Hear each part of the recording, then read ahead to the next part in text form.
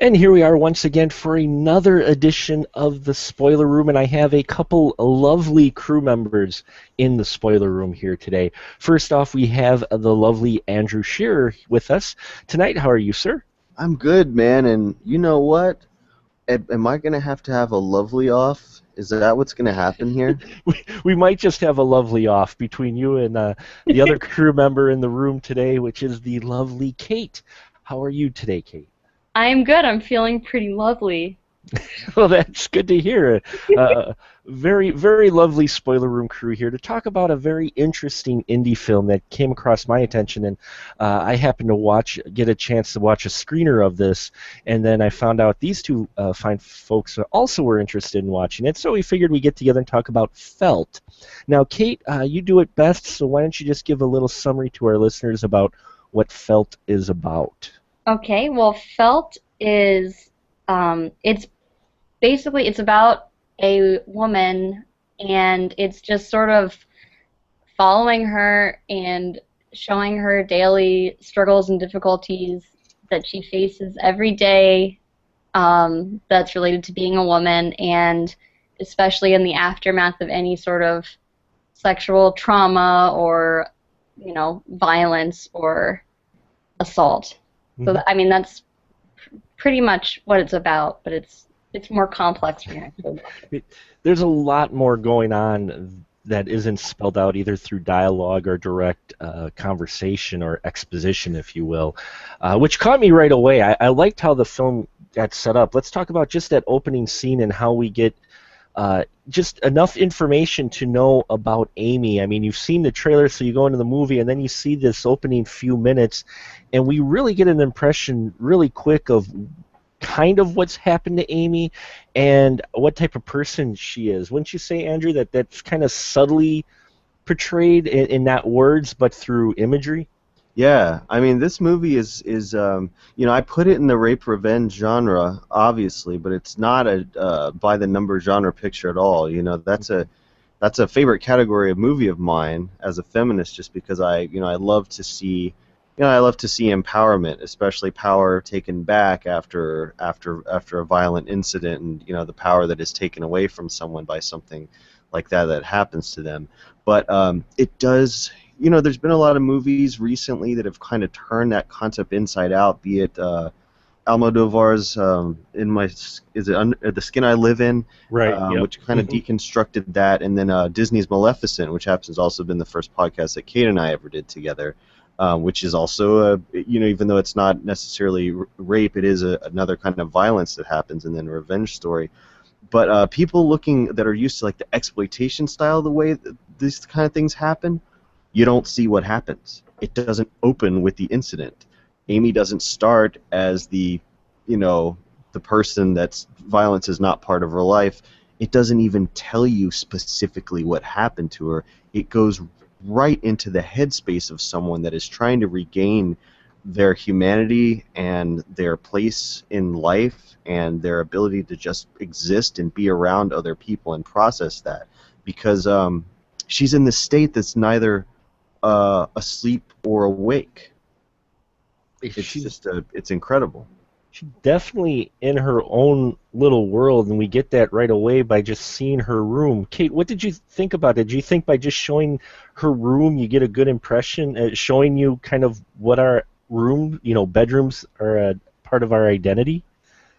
I think in general, yes, and I think in this case, you get kind of, at least for me, I kind of got a sense of her in a way, but also how whatever may have happened to her has affected that, and changed that, and influenced it. You can see that she's really creative and artistic and likes to create things, but then you also see, details of things that she's made that sort of speak to maybe something that's further below the surface observation of her creativity. Well, because what her behavior, right away we get the behavior of her that it's outside of, and this is bad to put it, but I'm not sure how else to put it, but outside of the norm of what culture may expect a woman's bedroom to look like, even an artistic one. the expectations of what what society might consider as normal and what she's got, because I mean she's got, I mean, sex toys out, very some phallic imagery just out in her room, out in the open, as well as some other imagery that I think maybe go against what is normally expected of a female's room. If I'm explaining that right, I hope I am. I'm not. Yeah. You know what I'm trying to get at with, or what I'm trying to go for is her room is not a normal girl's room, basically. Oh Uh, yeah, yeah, man. I mean, it's like it's interesting because like you see like on just on like a surface level, if you weren't like really looking at it, mhm. if you just sort of maybe passed by it in a doorway, it wouldn't necessarily like jump out at you. All Mm. the like really kind of disturbing details that are on this stuff. But just but that's the thing though. The camera really brings you in and shows you that like the doll, those gnarly teeth that it has, And from I Mhm. guess from my understanding, Amy Everson, the woman who wrote the movie and who plays the character Amy, this is all her actual art, right? Like this is what she does in Yeah. real life. Well, because she's based this off of similar real life experiences, didn't she?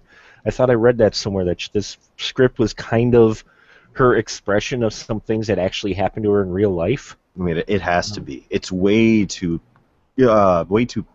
personalized. You know what I mhm. mean? It's way too specific. It's the way that great indie stuff and great underground stuff is. They don't have to worry about trying to appeal to other like a mass audience and try to get them to really kind of understand and what I mean, feel a sense of community around it or feel a sense of like relating to it. Instead, Amy is just relating this experience through her own medium, through a very unconventional means, through film. Well, and you do get the impression she's not even comfortable in her own skin right off the bat, No. right? Because she hops into a costume and starts walking down the street, the frog costume. Yeah. Which is a precursor to the costumes that she makes kind of later on. They're awesome. Let's talk about those costumes. Now, in the trailer, you see the one costume, the male costume, which I wanted to get both your impressions on what that kind of meant. Here she is. For everybody, this is the spoiler room. So she basically has one of the costumes she makes later on is what she describes as kind of her alter ego, a male costume that is anatomically correct. And it was strange. I thought it was strange to me, or unusual to me, and I guess this was kind of why I wanted to have this discussion. Is why she would have dressed up as something that it appears had really hurt her and abused her and affected her when she was younger or even recently. Why would she dress up as that? Would you say, Kate, maybe explain to me a little bit? Because it kind of caught me off guard that she would want to dress as something that was bad to her. Yeah, I mean, what I got from it was sort of like I don't know, sort of an exploration of the power dynamics that she has to deal with, that we have to go through, Sure. every day between the two genders. Kind of an exploration of that and sort of trying to deconstruct it. But it also, to me, kind of said something about how really it's just a surface thing. Hmm. It's just your gender. It doesn't have to be the way that it is. It's just the way that we're making it be. It's just the way that our culture has, you know, changed, Right. you know. Yeah, and I mean, isn't it safer to be a man? Isn't it safer to be a male, Yeah. apparently? Wouldn't it be interesting to kind of at least kind of walk around in that as though if like say that you were on a bicycle and you wrecked and you hurt your head, well, I'm gonna go buy a helmet. Hmm. To me, it was like a way to sort of just like, all right, well, since obviously it is not safe to me to exist as a woman, let me exist as a male, or at Hmm. least experience what it's like to walk down the street and feel that security, obviously, that I do not feel in my own flesh, and it just kind of like exposed as myself. I read a little bit of that in there too. Yeah. Yeah, I did too. That Mhm. yeah, that pretty much nailed it, I think. She was trying to get a kind of an understanding of the basically the opposite sex by walking around in their shoes, kind of. Or just because it had been such a horrible experience, being female. Right, So why not get the armor on? Why not right. wear the crash helmet? And it does give the impression of armor now that you mentioned it, because we get that scene earlier where she actually shows up to a quote unquote photo shoot, which ends up being an adult shoot, Mm. and she comes out, even though she's female, she comes out in a female costume, and that I did not expect. I And- love that scene, man. I Oh when I God. rewatched the movie like a couple of times, and that point was where the movie like it does get you kind of like you do have to swim around in that feeling of helplessness and insecurity for the beginning of it to really kind of put you where Amy's at, the headspace that she's at. This was the last place I thought I'd see her, and this is the last thing I thought I would see her doing. Mhm. And but she was doing it, but I think partly why she was able to do it was because she was wearing her female costume outside of her own female self, Yeah. which really shows she just was not comfortable within her own skin at all. She needed something else to separate her from the rest of the world. And that struck me, and yeah, that is kind of the turning point, because you before that you are kind of seeing the contrast between her and, again, for lack of a better term, but culturally standard normal female portrayal. Yeah. I hope I'm not being insulting at all, but you know what I'm saying. Within film, you usually get a certain portrayal of female characters, unfortunately, and you get that in here amongst her friends, and she is definitely different than her friends, especially when she tries to go on that double date. That what'd you think, Kate? That was about the most awkward double date. Would I you? I I I knew that I would relate to this in certain ways and just the frustrations before I saw it. And then when it got to this point, I was just like, oh my God, I get that, where you're just, I mean, I haven't been on a date in a very long time, but um, when you just like see a guy trying to impress a girl and he's just being a total jerk and he's just being just like those guys in that movie, and you just want to, at least I've seen it happen where you just want to like go in and just like needle him and like like I know that doesn't sound very nice, but No. you just reach that point where you see things like that happening and you're just like I can't. And then it was a breaking point. It was like, this is ridiculous. And especially the next scene Hmm. when she like starts to get into a fight with him because he's like really mistreating her friend. Yeah, that part was interesting, with that of how she stood up to the abusive boyfriend, more so than her friend did, and she's not even involved in the relationship at all, and you could tell she didn't quite like him, but she stood up to him. But all the guys in here, I'm not sure.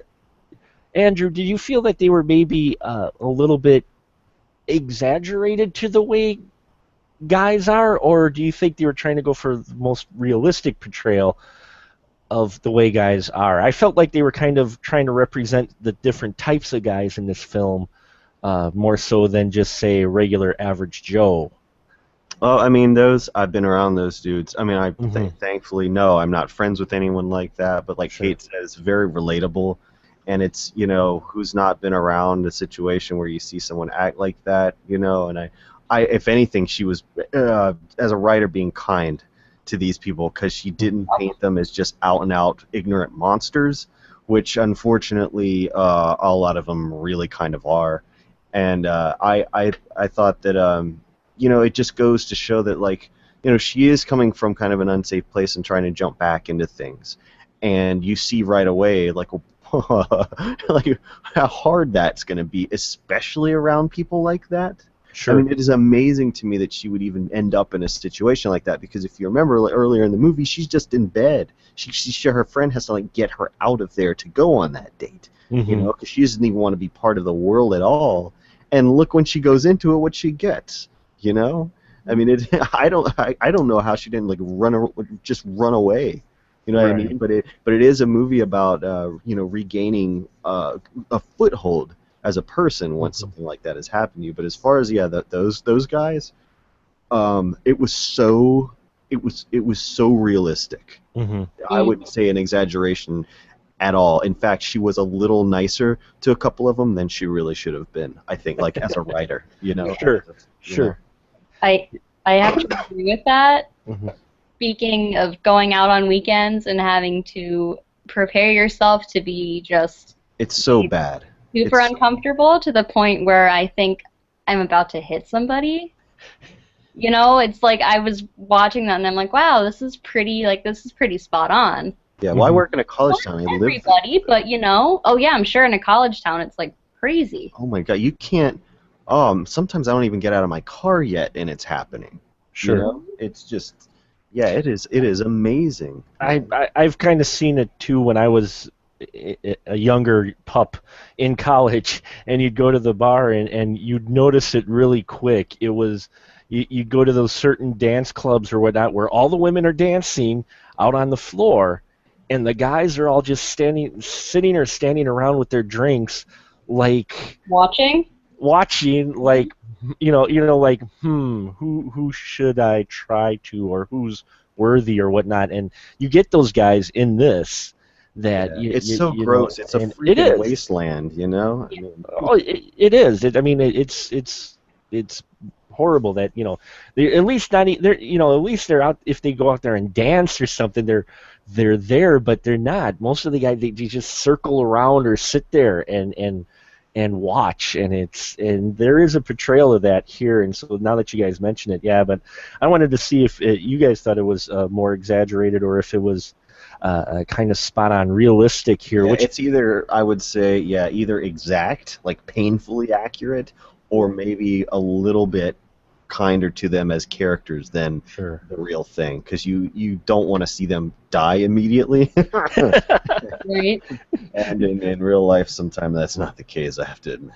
Oh, but yeah. but but the way they set her character up, you're almost expecting it. I mean, that was one of the things that I found interesting too, was that, I mean, this is a different type of it's put in the horror genre, and I can see why, but it's a different type of horror. I mentioned it in my review that there's the entertainment horror, and then there's the horror that's supposed to make you feel uncomfortable and make you think, and that's what I think this is, because it's showing real life horror versus a phantom whatever pursuing people and killing them. Wouldn't you say that this is kind of real life horror? Yes. Yeah, Yeah, and man, and I think this is an indicative of kind of like with It Follows, man.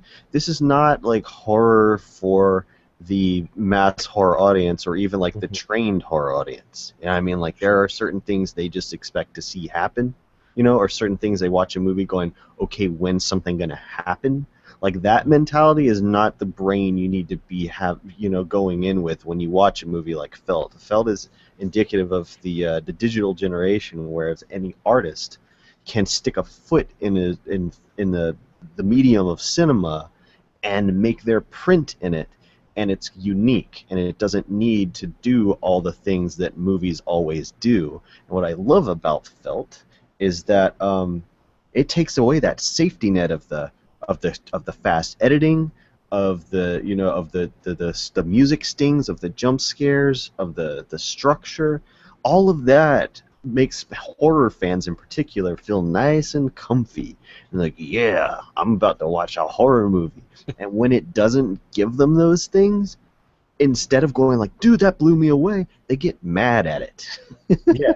Well, I've seen a lot of reviews that have been mad at it. Uh, Yeah, and the it thing is, like, before the internet age, before the digital technology, unfortunately, a movie like this might not exist. But even if it did, say if these guys had shot this on film, the audience that would react to it like that would have never found it. They would have Mhm. never seen it. It would not have popped up on their radar, you know? Yeah, it wouldn't. It definitely wouldn't. And in fact, I caught it because I follow a lot of indie trailers of that, and I saw it, and I'm like, oh, this one really looks like it's different, like it's It out there. does. And you know, I'm always looking for different films. I may not always care for them the best, but I always give respect to those trying to do something different, trying to portray something different, break out those tropes, you know, break away from those tropes, and they definitely do this, especially with that character Amy. I mean, let's face it, we still we're in the 21st century, and I think especially our country, the U.S., is very hung up on sex, very conservative. And the imagery in here alone is probably going to piss off a lot of people or make them feel uncomfortable because that is the culture we have. I mean, she's got, you know, dildos and phallic symbols throughout this film that many people, right off the bat, they aren't even going to think about what the film's going on. That might, you know, trigger them being angry. You know, throughout the film, you get that kind of shocking imagery, and I don't think it was put in there for shock value. But wouldn't you say that that may turn a number of people off to the film right away, and they might just focus on that? Yes, and I think that it's funny because it's also the same people that would probably do some of the ridiculous Neanderthal-esque things that the men in the movies are doing, which is like, why is that any worse than a man suit with a fake penis on it, you know?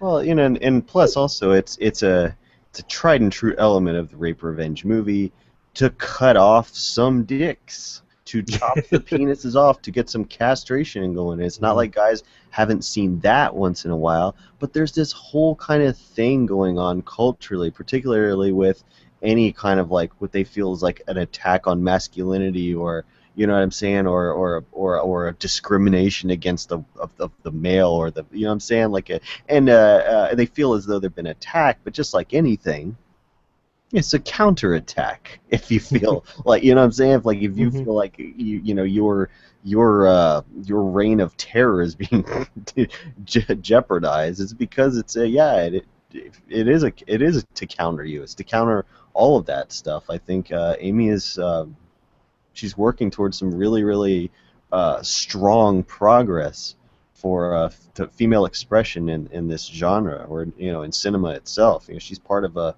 great movement that's happening. I, for one, am happy for, because you know, growing up as a guy watching horror movies, you get older and you get kind of sick of it. You know, it's always fun to watch Friday the 13th and stuff like that, but you know, that is you know, you get a brain in your head and a heart in your chest, and things should change for you. You shouldn't still watch every movie like a 12-year-old horror fan's brain. Yeah. Well, some of us still have some of that 12-year-old brain occasionally, but not always. Uh, You know, you wouldn't watch like I Felt said, with that, but you know. but no, no, and I didn't, it all depends on the movie I'm watching as far as, you know, what type of movie I think I'm going into. And one thing that this film really does is get you in touch with the Amy character, that a lot of films, I think, you know, who try to do this don't do too well in that you're never really leave Amy. Mm. You're always with her, Hmm. you know, and for me that always kept you in touch, and you didn't want anything bad to happen to her, did you? I mean, she meets this guy who, you know, in all honesty, I'm surprised he still talked to her after her and her new female friend she got after the photo shoot basically abandoned the guy in this, you know, the road, just in, you know, leave him there, and Yeah. he still starts talking to her, and they start developing a relationship. And I think, wouldn't you say the setup of the film in the beginning of introducing her, plus that you never leave her side, you knew something bad was coming, but you didn't want to see it with this film. At least that's the way I felt about it. But you saw it coming, didn't you? With the aim, with her character, because you knew it couldn't be good for her forever, because that's, you know, the way life isn't always for people. But you wanted it to be good for her, didn't you? You wanted this guy to be a nice guy. I did, and I honestly I didn't think about I don't know, I didn't really have any predictions as to what would happen. Hmm. Just because I was hopeful that something good would happen because I felt so terrible for her. Um, but yeah, I mean I guess as it started to kind of show that it was not good, I just thought, oh God, no.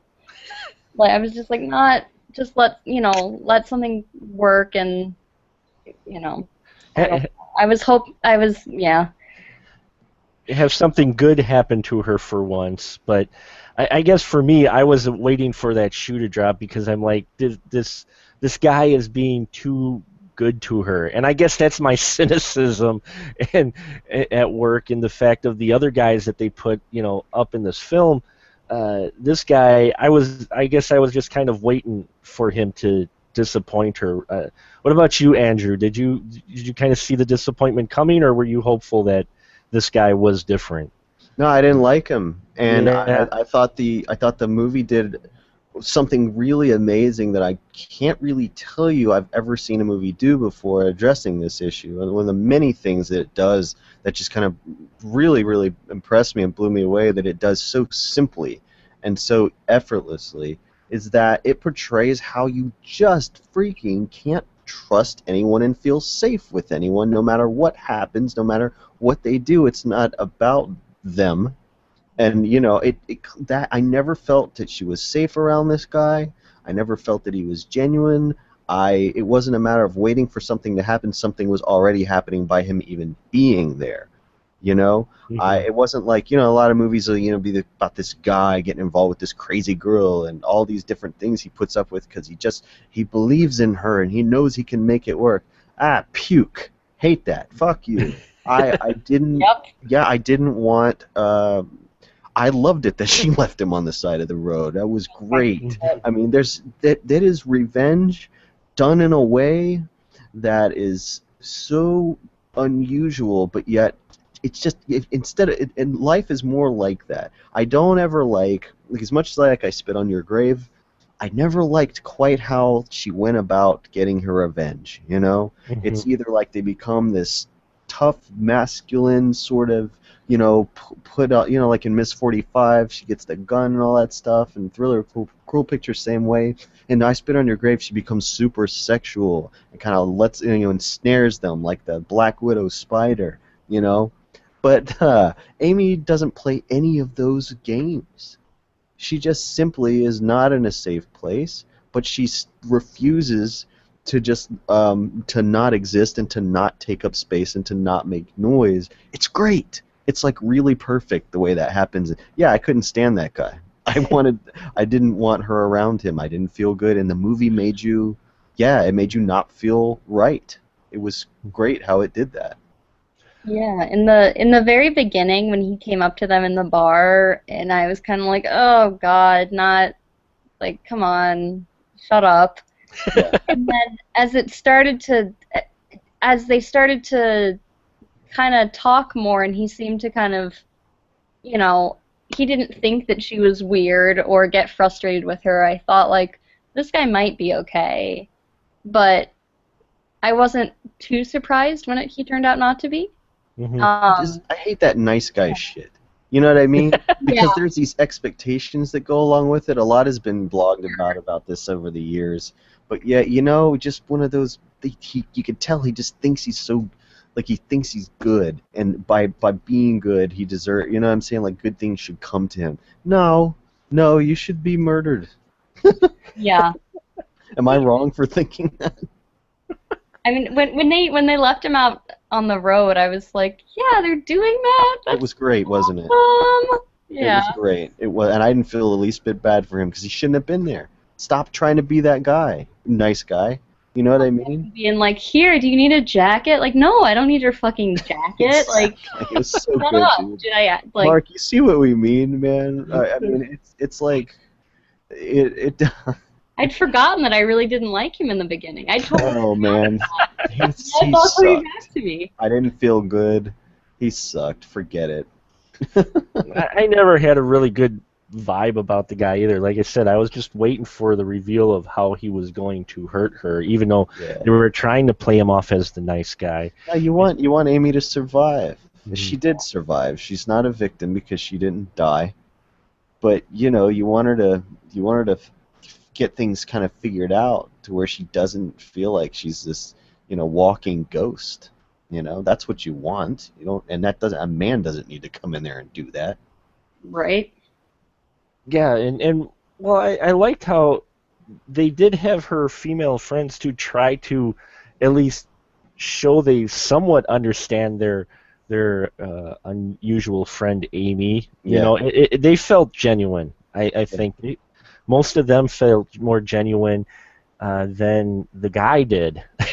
Yeah, no, they gave dimension to those characters, a bit Mhm, more of a bit more kind of relatability with them, mhm, and I liked sort of the kind of playfulness that they had, because like she's gonna be tough to deal with, and I yeah. think we've kind of all had that friend that went through that sort of trauma, be it disease or violence or loss or whatever, and it's just like it is somebody in a very vulnerable position, and it's a very delicate thing to kind of have to handle, and Mhm. it's not for everyone to come in and necessarily save.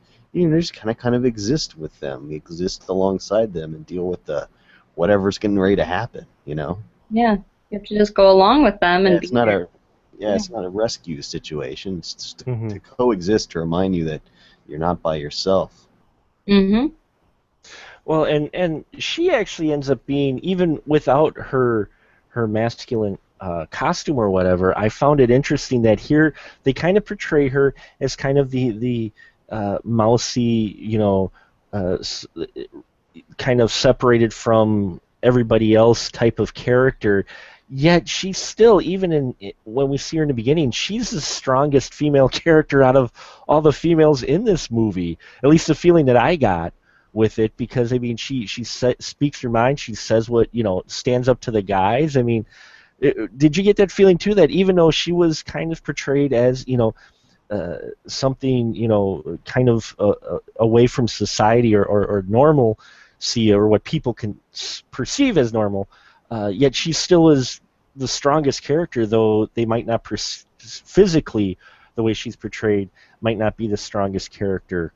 Or am I off on that? I, I think that I mean I noticed that she wasn't concerned with looking weird or being strange, with her costumes and all of that.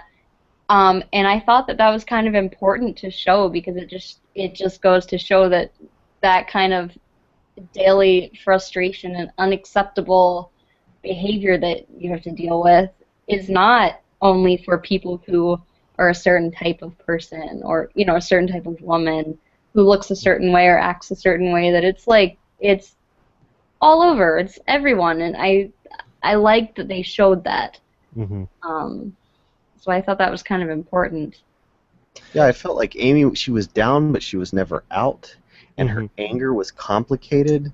I really like it. It just really, I've never quite seen it happen before. It gives you a lot to think about because something we didn't mention about Feld is that there's a lot of air in the movie.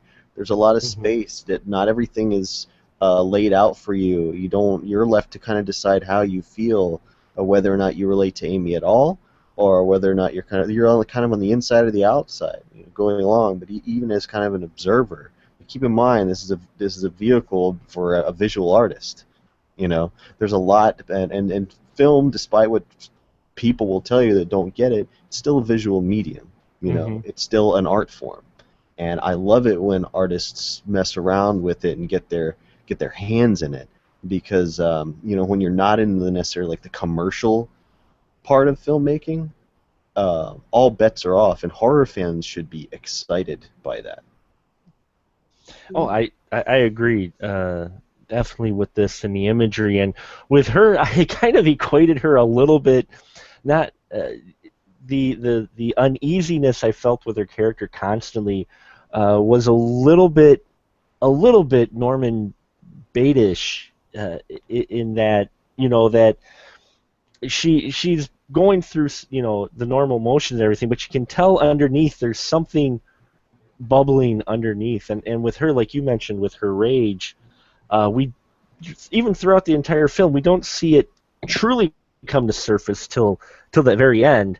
But it always felt I was just always waiting for that trigger factor for her to finally, just go off, and we don't really get that where you would possibly get that in a normal trope for a film, where she would have maybe would have pulled the trigger a little bit earlier with her aggression. But what do you think about them kind of just holding off until those last few minutes of this film, because it is a spoiler room, of her actually really showing her anger in full force with the film? Do you think that helped keep that uneasiness for the viewer, or what do you think of how they handled that?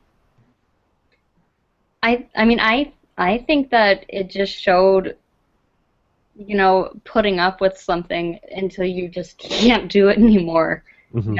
It was, to me, it was someone who's just had it, who's just done. No matter how hard you tried, you just can't take it anymore. And you're pushed over the edge many, many times. And yeah, that's what I thought it did. And I thought that Hmm. yeah, that's what I feel about that. Andrew, what about you with them not having her really go off till the very end? Did you kind of expect it sooner, following what our normal tropes in films would have shown? Yeah, it would have pissed me off if that would have happened because another thing, another comfort zone for horror fans is this kind of like really archaic sense of morality that a lot of the movies have. Whereas in they've got to punish the amoral person. Either they've got this kind of cartoon monster that gets away because it's your Freddy or your Devil's Reject or whoever. But eventually they do want to like punish the person for doing the bad things, like punish the bad guy. But the thing is that Amy's not the bad guy, and what Right. she's doing, killing this guy, that is exactly the kind of payoff that you should have for this character, but it's not the kind of payoff that people normally expect. You're right. That would have happened earlier, and then Amy pays for having killed the nice guy. But in Felt, that guy's not a nice. Who says he's a nice guy? He says he's a nice guy. You know, that's not the moral code of this movie because it's not about that at all. It's about this one person's journey to get her power back because I can only assume that she has been sexually assaulted, and that takes all of that away from her. And what we didn't mention is what she does with this guy. When she gets into the woods, she's got another suit Actually, for him. that was actually where I was going next with this. You can go ahead. We definitely want to go there because you mentioned about her trying to get her power back, Yes. and here we find out Mr. Nice Guy wasn't so nice guy, and they go out into the woods, and not only does she show her alter ego or her masculine suit or herself in the masculine suit, but she, if I pronounce this right, I'm horrible with words. My wife tells me all the time, emasculates him basically by putting him in the female outfit. And how do you think about that? Did it seem a little odd that he voluntarily got into the suit? Um, I would think so, but he seemed just kind of nervous, Hmm. and afraid, and like he still wanted to be the nice guy. It seemed like he still wanted to be the nice guy. So he's like, okay, Yeah, all look how crazy I'm letting you be. yeah, right, like Look all how right, okay I am with you.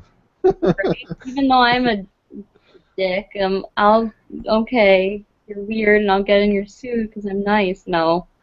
Well, and then she doesn't just let him get in the suit. Then she basically lays him down on a log in the middle of the woods and lays on top of him. And we have the major role reversal of genders in a what seemed like a somewhat simulated sex act. It wasn't. It didn't. I mean, it escalated very quickly into something even more. But in the beginning, it was like her final step in taking power, which really kind of enforced the idea, I think, that this character did have some sexual abuse happen to her with that act. Wouldn't you say that that kind of cemented at least something sexual happened to her that might have brought her to that point? I still think it's violent, but Oh, it's still, yeah. I don't think sex had anything to do with it. I Hmm. tell you why what was great about him killing him once he was in that suit is not only does he get to walk around with the women's with the women's body, but he gets Right. to see his own blood too, which is not an alien thing for for women at all. And I thought that was fantastic. Yep. That's yeah. He definitely sees gets the taste anyway, You know what I mean? Like yeah. there's something kind of I felt menstrual about that. I don't know if that might be me, but I Mhm. thought that was kind of perfect. I hadn't thought of it like that, but that makes perfect sense. I mean, that's What do you think, man? spot Was that on. going too far, or was that just right? In all honesty, that was kind of the impression I got with the imagery you get when that violent of events begins, where he sees his own blood in that, and I'm like, oh, okay, we're kind of going there. Well, That because it's not the first instance of like vaginal imagery either. I mean, right, we didn't yeah, mention that wonderful little scene there where, uh, Party. yeah. Oh, Go ahead, Kate, man, do that one, go man. ahead. he. This is when I thought, okay, this guy might be okay. He throws her a birthday party that's like, oh God, he like made a room. He blindfolds her and walks her into this house, and he's like, it's okay, you're gonna be fine, just trust me. And he has it all decorated, and it's all like pink and plushy. And then you think, oh, this is gonna go somewhere really cool. And then he's talking to her about how she's like gonna be reborn and everything's gonna be great. And then he makes her walk forward, and she walks through a door, and it was like the she'd like come out of the womb, and she's going through the birth canal, and then she comes out of the door, which on the other side is a vagina. Yeah, Yeah. And all her friends are there in nurses' outfits and like scrubs. it was the only point in the film where I kind of felt like maybe he is trying to be a nice guy, See, I thought it was a you satire of know, what men do in romantic comedies. You know, do that this broad gesture and shit. Think how great they are for thinking of it. well, I didn't think that way till now, but now, Well, it's but a yeah, good point. that is a very good point. Of it did But I have didn't the like the guy, so of course I'm well, gonna. yeah. You you I just always appreciate a giant vagina on screen. Don't get me wrong. Like that wasn't the I issue. appreciate the house being turned into a vagina. I Yeah, just no, thought it was a really cool that's party fine. It's too. I was like, that's fucking awesome. yeah, it's more of just the grand gesture of the nice guy just makes you want to vomit. Like overcompensating. he's overcompensating. Though, That's yeah, the party. it. What I liked about the party scene was it was fitting, and you could see her friends trying. The way I felt, at least with her friends, not so much with Guy, but with her friends being there, they were trying to at least show that they understand her a little bit, or that they're at least trying to connect with her, and presenting a party that she'd really be comfortable with, that some other folks may not be, even them, if someone threw them a vagina party. But it felt like her friends were there, and they were trying to actually show that they are trying at least to relate to her or understand her a bit. And the guy, now that you mentioned it, yeah, that is could be taken as a total satire of the guy's romantic gesture in a rom-com, because yeah, that really had kind of the way it was directed and everything, with the soft red, cushy entrance in the beginning. It did have that kind of feel to it. Now that you mentioned it, Andrew. Uh, To me, it's just this movie's version of that. But it worked for me. No, it worked well. I mean, there's a lot of things in this film that a lot of people are gonna have a trouble with, and I've seen some of the reviews, and man, I know you. I don't know if you guys ever read any of the comments or whatnot, but I do occasionally, and some of the stuff people have said about this film is just sick. It's wrong and sick, and it's like, really, that's what you got out of this movie? I mean, what's interesting is the comments almost prove the point that the film's trying to make Well, they about totally do. I mean, culture. dudes feel like horror is theirs, Hmm. and to a point, to usually they still want this to their they still want to be served by what they've seen. They want Yeah. the women to be the strong female character. Even though we don't talk about the strong male character, that's not a term we use. But you know what I mean. So it's like it's like yeah, they if you want to frighten the horror, the seasoned horror veteran, the hardcore, what are you gonna do? What are you gonna do to flip them out? This right here. Yeah. This is what you do, because they've seen everything. They've seen every way you could take a body apart. They've seen all manner of gore and shock and torture and violence. The question is, where do we go to keep this audience on their toes and to change their perception and give them something they've never seen before? I've said before that I think if horror fan, and I'm basically talking to the kind of people that would write those freaking reviews, Hmm. if they really got the kind of movies they pretend that they want, they'd lose it. They would hate it. And Yeah. they are, and they are. And for me, this falls right into the category of a true horror film. In that, I always tell people that there's the entertainment films, and this one, as I mentioned at the beginning of the podcast, is there's entertainment ones, and there's ones that make you think or that portray real horror. I think a good horror film isn't how many times it makes you jump scare, because that's easy. I could get a jump scare out of a comedy. A good horror film should make you feel a bit uncomfortable at times. It should throw you out of your zone of safety and security, and safety and security is all John Carpenter's The Thing and Evil Dead and all the other ones where Fright Night or whatever, just the ones that everybody holds so dear and sacred. Hmm. And watching them's like eating some mac and cheese. It's a wonderful experience. But is that horror? Right. Is that horror? No. No. Horror is supposed to hit you where you live, and where these fuckers live, you can tell a button has been pushed by that Right. reaction. And get under your skin too, in a Yeah, big way. this is how to do it. And, it's not. It's the answer is to what do they want to see? Like what would they be? What would get under the skin and make them happy? Nothing. Hmm. Nothing. Yeah. Nothing you've seen before is going to do that, because you've seen it all before, just by very nature. I loved Felt so much. It was what I wanted it to be. It's like for horror, it's that, like, it's what the Fury Road was for action fans, of Felt was for me for horror this year. And what about you, Kate? Your thought on Felt? We'll wrap it up here. Your final thought of how Felt maybe affected you, and when you came out of the film, your final impression of the movie. I mean, I just loved it Hmm. so, so much.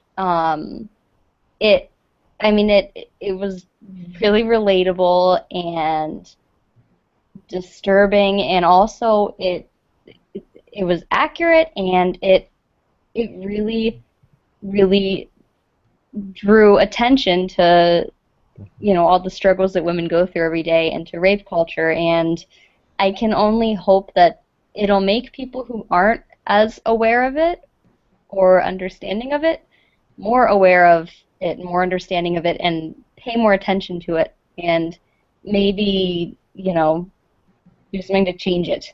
Yeah, I thought it was excellent, and Amy Everson's like now my hero. So it was wonderful. Though I did find it interesting that it was directed by a guy. In all honesty, though I think Amy had a lot of probably input on it. But that caught me just a little bit, that because I didn't look up really anything about the film until after I watched it, because I didn't want to know too much about it, and then I looked it up and I'm like, the director was a guy. I was fully expecting, in all honesty, a female director for a film like this. Well, she's Uh, more of like an art director kind of mhm. person, like a costume person. I know that she did. I know that she was the I know that she was heavily involved in the Lampshades on Fire, the Modest Mouse video that they shot in Athens. Yeah. And what's interesting is George Torres, the guy that directed that video, was the editor for Felt. Mm-hmm. And he directed this really cool movie called Shadow Zombie that has a very similar feel to Felt, and that people that are interested in finding more stuff that's kind of like this, it makes you feel the way this does, where it's almost like, it's just that borderline of documentary, fly on the wall, kind of just, staying with the person, like you said. Shadow Zombie, I highly recommend. It's on Prime right now. And like I said, the guy that edited Felt is the director of that one, and they worked together on the Lampshades on Fire, which is an awesome video made in Athens, Georgia, starring Natasha Lyonne, awesome Oh, actor. okay. Yeah, a friend of mine that was on the set of the video sent me a picture of herself with Natasha Lyonne on the phone, and I was like, I don't like you. Oh my God. Yeah. Oh. Any thing to add yet, Andrew, on Felt at all before we close it up here? Just a big, high five to Amy Everson for putting this, out into the world, going into the world of film, because it's like cinema's changing, constantly changing. Some old fart actors that used to be really great will tell you that's the worst time for film. It's not. It's great. And we need to constantly be pushing the boundaries, and the thing is, to implicitly trust someone to throw you out of everything you're used to, and it's gonna take that. The best thing to do is just the great stuff is not going to come from the horror geek, the horror nerd, and the seasoned veteran fan, the person that's read all the books and seen all the movies. They're not going to make the best movie.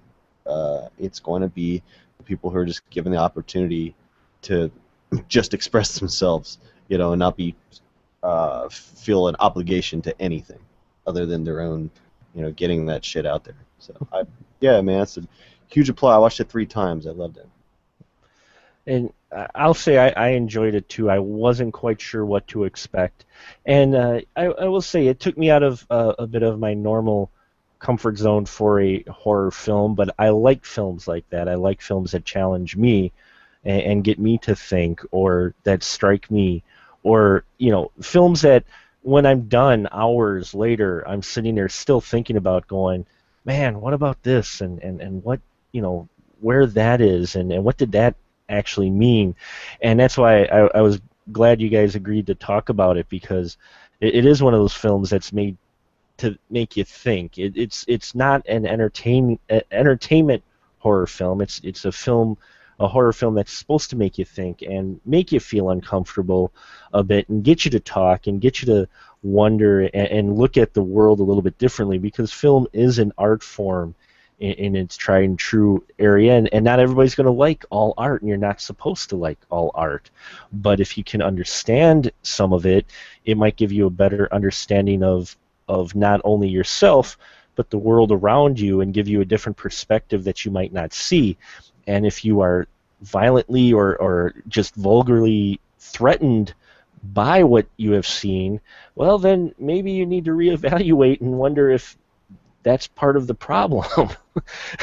It is the problem you're having with what you're seeing, and if it strikes a chord with you, maybe reevaluate how you see things or approach things or people in that matter, because gender equality is a big issue now, and even more so in the forefront than it always has been, but it's really coming out, and you can really feel some things changing and people expressing their voice, and I think Amy really does a good job here. And that's not us, as one person put it, hipsters talking about its greatness. I am by far not a hipster by any means, but I will say it struck a chord, got me thinking, and I think Felt is a really well done horror film that those looking for a different film, a film outside of the box, a film that addresses a number of serious issues, but not in a wink, wink, nudge, nudge way. It takes a very serious approach to those issues. You should check out Felt. And I think our other 2 folks in the room tonight would agree with that. So we're going to wrap it up here real quick. Andrew, why don't you go ahead and just tell our fine listeners real quick where they can find your stuff. Oh, hey everybody! My name's Andrew Shearer, and I make movies with my friends. or Amazon on Demand has several of them. Fake Blood and Mondo Gonzo and Pajama Nightmare, and the latest, The Underground Cinema, cinema with an S. You're going to have to turn off your filters on Amazon to see it because it's been categorized as unrated rather than not rated, which puts me in Wow. the category of, I guess, pornography. Oh, Yeah, that really sucks. Wow. At first they rated it NC-17, and I appealed it, and watch it, man. I mean, it's if you like Russ Meyer, Ed Wood, William Castle, stuff like that. I mean, it's harmless fun, ladies and gentlemen. And also www.gonzorific.com is where you can buy DVDs of this stuff. A lot of stuff that is not available on Amazon on Demand. You get commentaries, extra short films, all this neat little stuff, and it's all made in Athens, Georgia, by a bunch of weirdos. That's all I can tell you. Excellent. And Kate, how about you? Why don't you let people know where they can find you at?